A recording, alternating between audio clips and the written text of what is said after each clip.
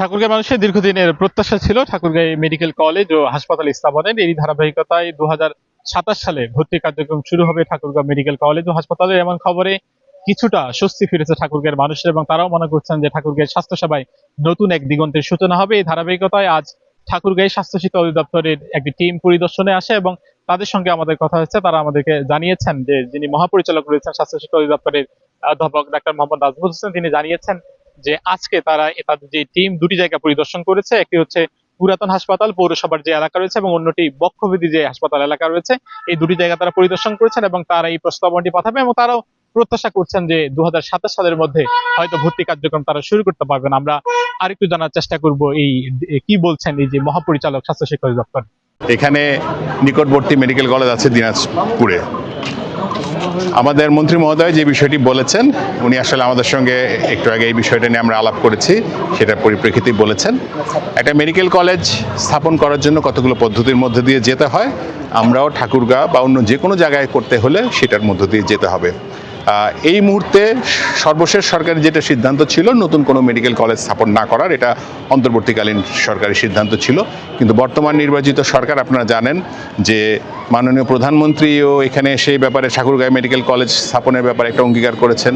আর আমাদের স্থানীয় সরকার মন্ত্রী মহোদয়, যিনি আপনাদের এই স্থানীয় এলাকার সংসদ সদস্য, উনি তো বলেছেনই। সেই উদ্দেশ্যে আজকে আমরা একটা উচ্চ পর্যায়ের টিম এসেছিলাম। আমরা সরেজমিনে পুরো জায়গাটা দেখেছি।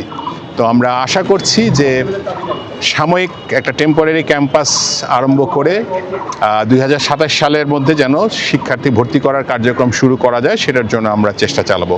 তবে আমরা অবশ্যই চাইবো যে যেন তেন করে কোনো রকম একটা মেডিকেল কলেজ চালু করা না হয়। আপনারা জানেন যে বিগত সময়ে 6টা মেডিকেল কলেজ এরকম করা হয়েছে, যার কোনো ক্যাম্পাস নাই, কোনো ভবন নাই, কিচ্ছু নাই, শুধু নাম করা মেডিকেল কলেজ চালু করা হয়েছে।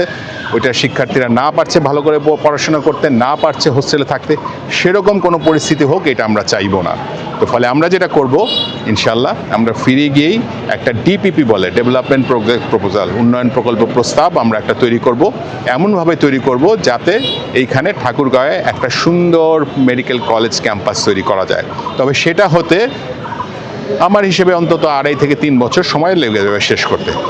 তার আগের সময়টায় যদি আমরা 2027 সালে ভর্তি করতে চাই, তবে আপনাদের যে এখন যে সমস্ত বিদ্যমান কাঠামো আছে কিছু, যেমন পুরাতন হাসপাতালের ক্যাম্পাসে কিছু পরিত্যক্ত ভবন আছে, সেখানে আরও কিছু সাময়িক নির্মাণ কাজ, অস্থায়ী নির্মাণ কাজ করে হয়তো আমরা সেখানে আগে শুরু করার কথা চিন্তা করছি। এবং পরবর্তীতে আরেকটা সুন্দর স্থানে, শহরের মধ্যে একটা সুন্দর স্থানে যেখানে অখণ্ড বড় জায়গা পাওয়া যাবে, সেখানে একটা পূর্ণাঙ্গ মেডিকেল কলেজ স্থাপনের ব্যাপারে আমরা প্রাথমিকভাবে সিদ্ধান্ত নিয়েছি। এটা অবশ্যই চূড়ান্ত সিদ্ধান্তের জন্য আমরা অধিদপ্তরে যে এটার আমাদের কমিটির রিপোর্ট তৈরি হবে, মন্ত্রণালয়ে যাবে, মন্ত্রণালয়ে আলোচনা হবে এবং পরবর্তী ধাপগুলো বাস্তবায়িত হবে। তবে আমি ব্যক্তিগতভাবে খুবই আশাবাদী যে ইনশাল্লাহ ঠাকুরগাঁওবাসীদের দীর্ঘদিনের যে আশা আকাঙ্ক্ষা, সেটা হয়তো আমরা পূরণ করতে যাচ্ছি।